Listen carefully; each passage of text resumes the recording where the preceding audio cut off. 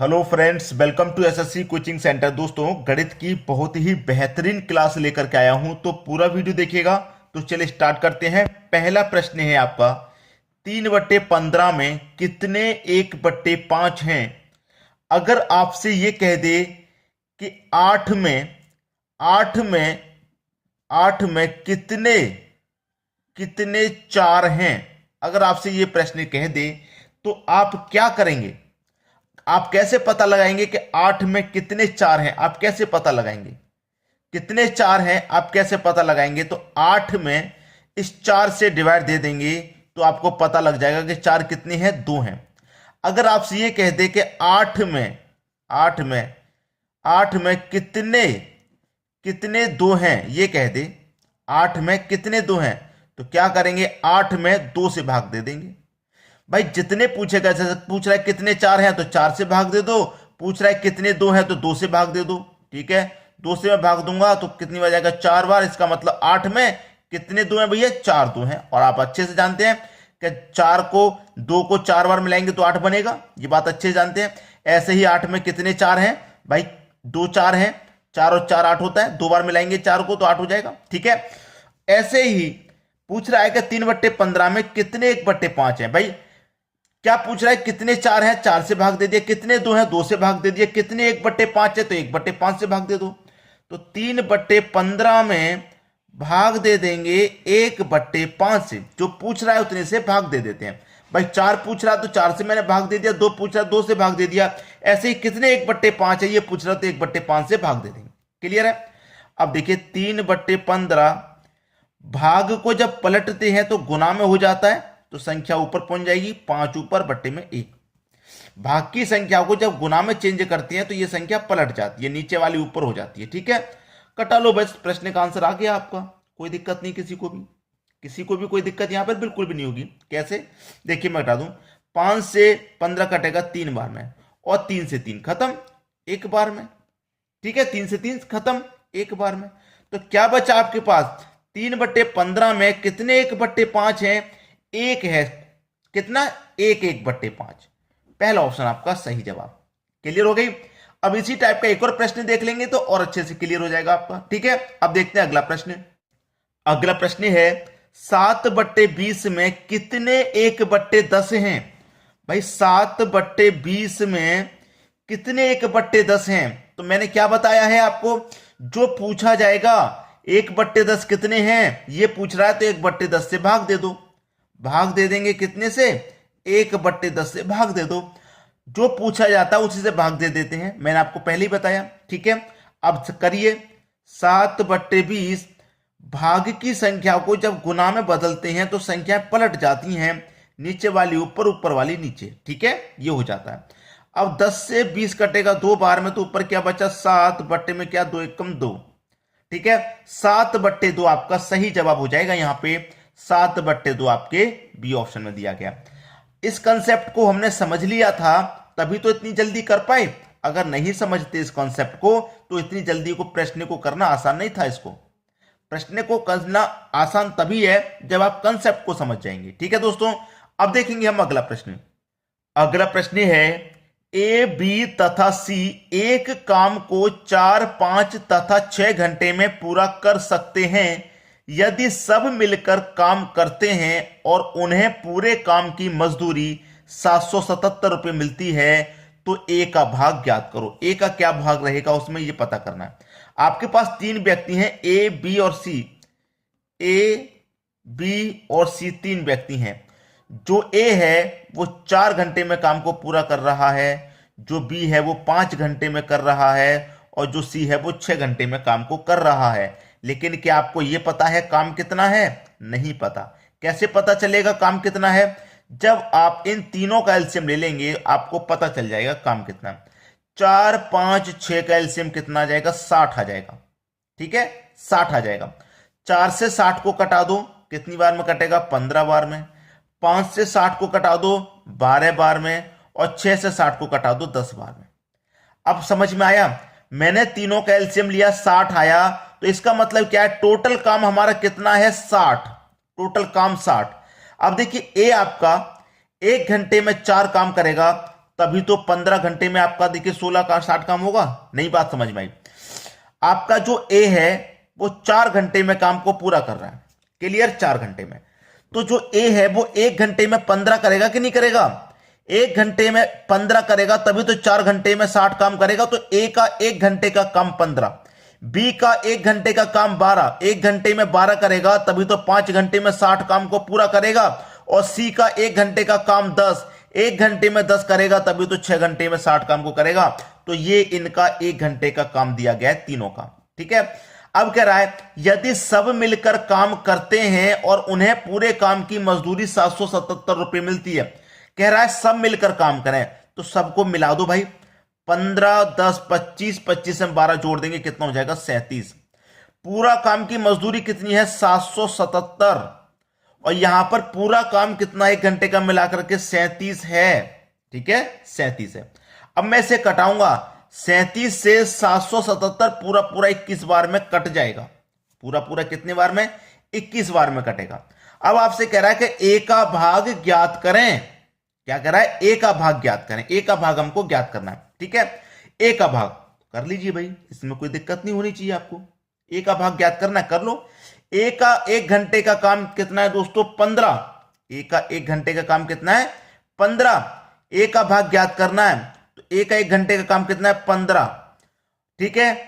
यहां पर कितना आ रहा है? 21। तो इस 21 का भाग गुना में 15 से कर दूंगा, कितना हो जाएगा? 15 एकम 15 का 5, कैरी का 1, 15 दुने का 30, कैरी का 1, 31।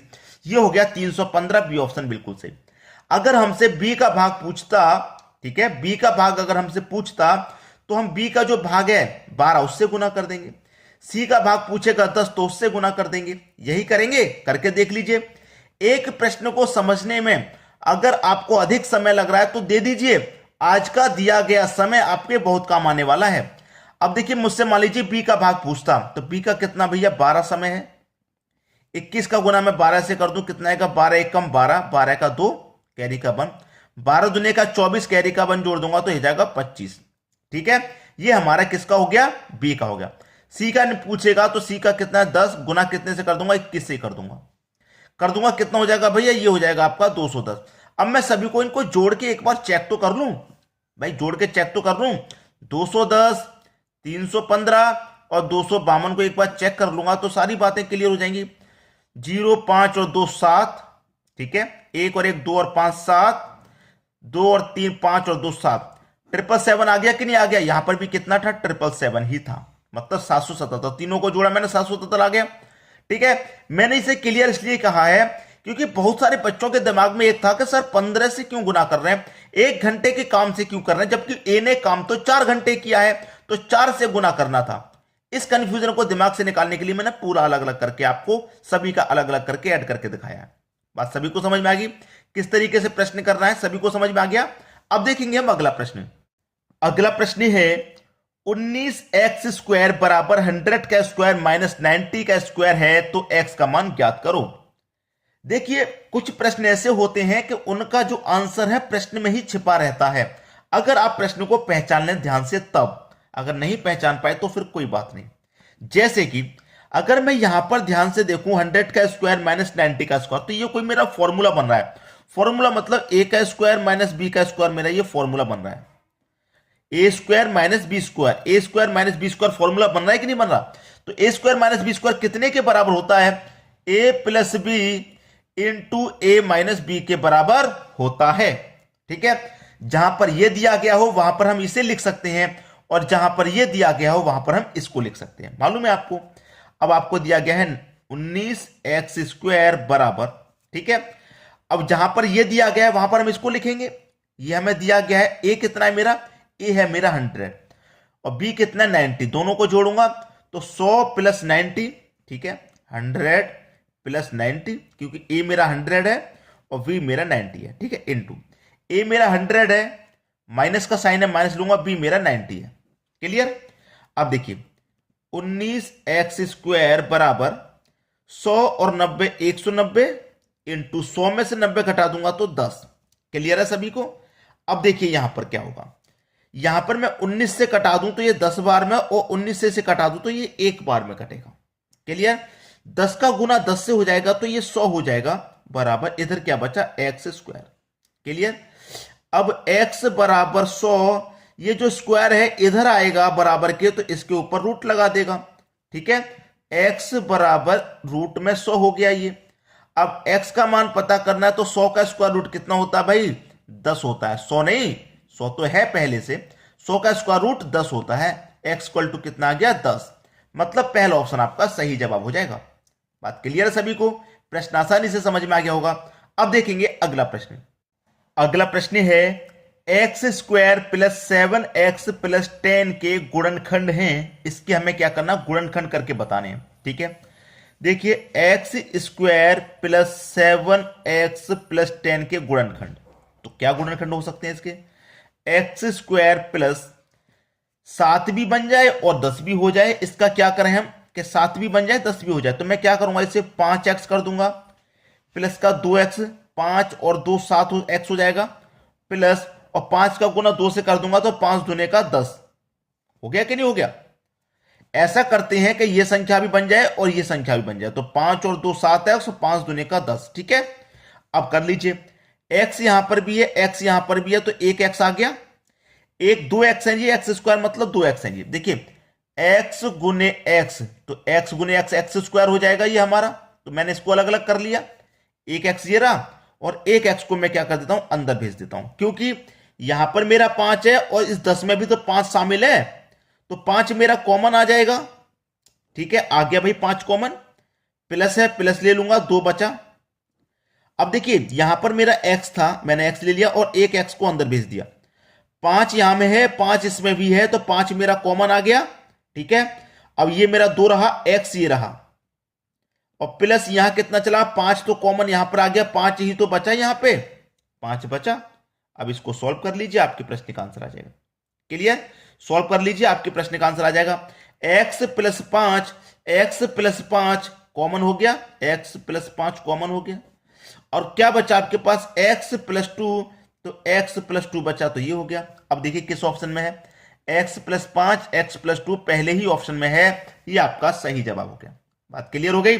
अब देखेंगे अगला प्रश्न। अगला प्रश्न है, एक टेनिस खिलाड़ी खेले गए 18 मैचों में से 12 हार गई, तो जीते हुए मैचों की संख्या दशमलव में ज्ञात करो। एक टेनिस खिलाड़ी खेले गए 18 मैचों में से 12 हार गई, कितने खेल खेले हैं उसने, कितने मैच खेले हैं, 18। 18 में से क्या हुआ, वो 12 हार गई, वो 12 हार गई, उसने 12 मैच हारे। 18 में से 12 हारे, तो 18 में से जीते किसने, उसने 6 जीते। जीते किसने, उसने 6 जीते। भाई 18 मैच खेले हैं, 12 हार गए, तो जीते कितने, 6। तो पूछ रहा है जीते हुए मैचों की संख्या दशमलव में बताइए, जीते हुए की, तो जीते कितनी है, 6, कितने में से, 18 में से, 6 एक कम 6, 6 त्रिक का 18, 1/3 आ गया। अब इसकी संख्या दशमलव में पूछ रहा है, तो 3 से भाग दूंगा, एक में क्या चला जाएगा, नहीं जाएगा, दशमलव लग जाएगा, 10 हो जाएगा, 3 त्रिक का 9, एक बचेगा फिर से 10, 3 त्रिक का 9, एक बचेगा फिर से 10, 3 त्रिक का 9, यही चलेगा। और ये किस ऑप्शन में है, 0.33 डी ऑप्शन में। भाई दशमलव पहले 0 लगा दो, कोई फर्क नहीं पड़ेगा, तो डी ऑप्शन आपका सही जवाब है। अब देखते हैं अगला प्रश्न। अगला प्रश्न है, यदि कक्षा 1 में 20 छात्रों की आयु का औसत 10 वर्ष है, देखिए 20 छात्र हैं, ठीक है, 20 छात्रों की आयु का औसत 10 वर्ष है, तो इनका योग कितना हो गया, 20 का गुना 10 से करूंगा भैया, योग कितना हो जाएगा, 200 आपका योग हो जाएगा। क्लियर है, 200 आपका योग हो जाएगा, इस बात को ध्यान रखना। हमेशा याद रखना, संख्याओं का गुना औसत से करेंगे तो योग पता चलता है। क्लियर। फिर कह रहा है कि कक्षा 2 में 25 छात्रों की आयु का औसत 12 है। कक्षा 2 में 25 छात्र हैं और इनकी आयु का औसत कितना है, 12 है, तो योग कितना हो जाएगा, 25 का गुना 12 से करूंगा, 300 इनका योग हो जाएगा। ठीक है, 300 इनका योग। तो कह रहा है सभी छात्रों की औसत आयु ज्ञात करें। सभी छात्र मिलके कितने हो गए, सभी छात्र हो गए मिलके 45। ठीक है, और सभी 45 छात्रों का योग कितना हो गया, 500। पूछ रहा है औसत, तो संख्याओं से योग में डिवाइड कर दो, औसत पता चलेगा।